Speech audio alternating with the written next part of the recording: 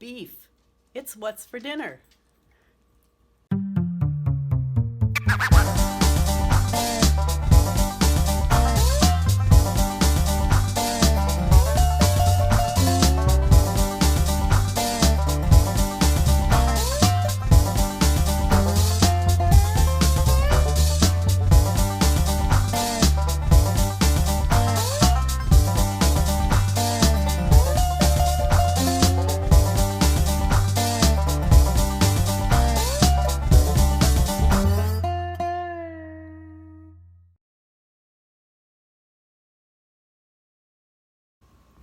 Hi everybody, and welcome to this episode of Sharon's Home and Garden.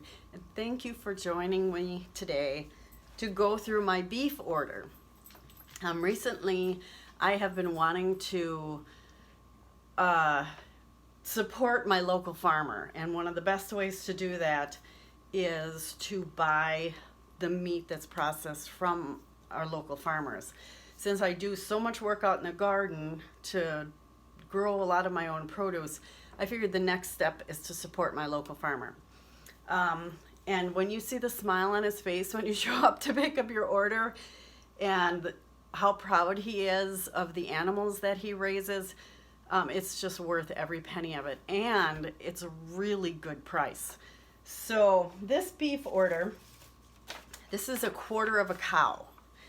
And I get this from this place up in Hartford, Wisconsin. I'll put the name of the farm down in the description below. And this is not grass-fed beef because I don't like grass-fed beef, but it is corn-fed and grass-fed, grain-fed, I suppose is what you would call it. The hanging weight of this quarter cow is 210 pounds, and you pay $2.95 a pound for the meat. Then you pay a processing fee. So the whole thing comes out to be $3.61 a pound, which is a really good deal. I've been watching meat prices lately, and they're just going up, up, up, up, up, up, up. And even with the cost of buying a freezer, I spent $200 to buy a new freezer to store all of this, which I'll be able to use for years and years and years. It's worth the money. I have purchased a quarter of a pig from this farmer, and I purchased his chickens, which are amazing. And so I decided that I wanted to buy beef. As you know, it's hard to find beef for less than $3.99 a pound. So this comes in right under $3.61 a pound. But what you don't understand is you pay $3.61 a pound for everything. So while you may be paying more for soup bones, for instance, you are not paying more for like a porterhouse. And so it all kind of evens out to $3.61 a pound. So let me go through this whole order and show you what you get with 210 pounds of beef. Let me see what's in there. Needless to say, my dogs are really interested in what's in these coolers and what's on the table. They're like, it smells really good up here. So you get 50 pounds of hamburger with this order. I did 25 of the ground beef in 1 pound packets, and then I did 25 pounds of the beef hamburger patties. I had them put them in 1/3 pound patties, and I believe I got 5 of these boxes, and there is 22 patties in each box. So if you're wondering what 25 pounds of hamburger looks like, that's it. That's a regular cooler. And then again, I got 5 of these boxes of the hamburger.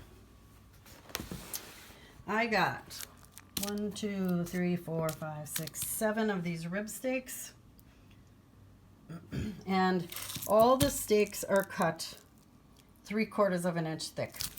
Really thick steaks. And then they were nice enough for me. When you call the butcher to order this, they ask you how you want your steaks cut.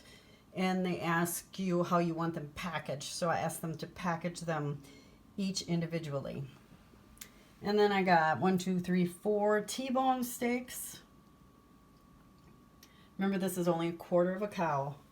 And 3 beef porterhouse steaks. Again, 3/4 of an inch thick. One of these is going to be a couple meals at least. I got 1, 2, 3, 4 packages of beef sirloin steaks. And these, they have multiple steaks in here, unless they're just folded. No, they're just folded. So those are 4 sirloin steaks.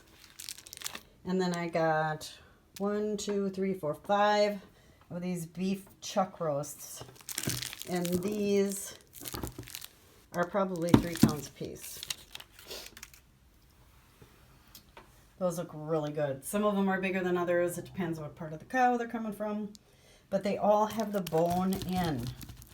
And I don't know if any of you are old enough to remember, but years ago, chuck roasts used to come with the bone in.